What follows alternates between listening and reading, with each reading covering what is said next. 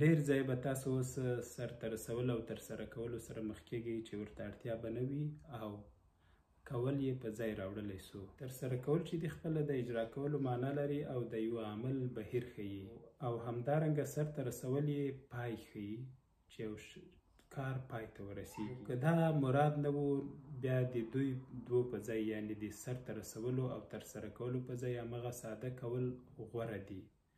اوس دلته ما څو بیلګې راوړي دي لکه برید ترسره شو، د دې په ځای لنډ ولیکئ برید وشو.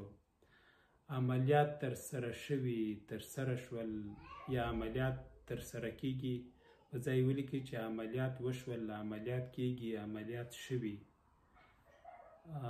یا مثلا بل مثال دی د داعش پر پټنځي برید ترسره شو، ولیکئ د داعش پر پټنځي برید وشو.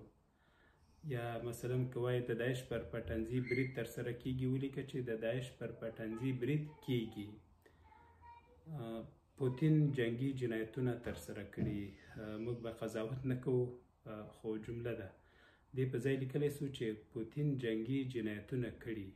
که وایي چې پوتین جنگي جنایتونه ترسره کوي ولیکه چې پوتین جنگي جنایتونه کوي. موږ او تاسو ټول دې له جنګي جنایتونو په امن یو. ښه وخت ولرئ.